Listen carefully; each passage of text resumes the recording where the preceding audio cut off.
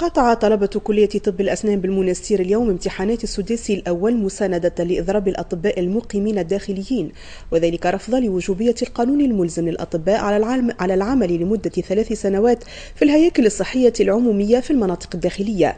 كما طلب الطلبة بتهيئة عيادات طب الأسنان وتحسين المنظومة الجامعية.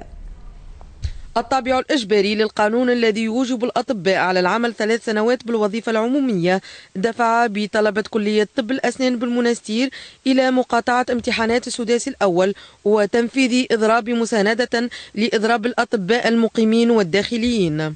المقاطعة اللي صارت اليوم هي مقاطعة اللي هو عمل تلقائي منها قمنا به اليوم، ما فما حتى جهة ورانا بيان سور.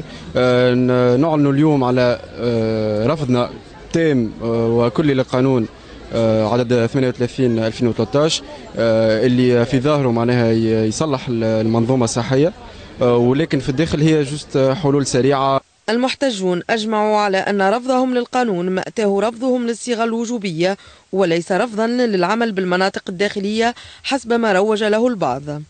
أمر لا يتعلق بالمناطق الداخلية. كلمة مناطق داخلية فما شكون حب يحطها في مخاخ العباد بالأساس باش تكون ثم نوع من التطاحن بين الأطباء الشبان وسكان المناطق هذه. راهي هذه مغالطة إعلامية، أطباء الأسنان والأطباء المقيمين والطلبة يتبرؤوا منها.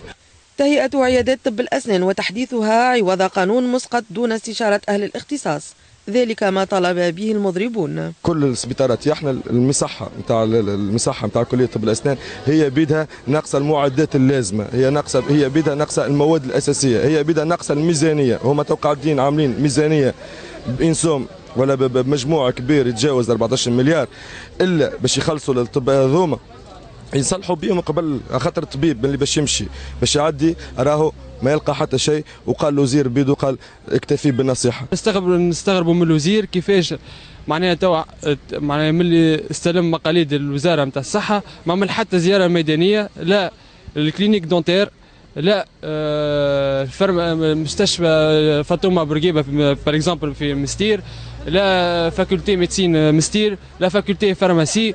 ما شفنا لا ناقصين حتى شيء معناها ولا شي ناقصين ولا شي ينقصنا.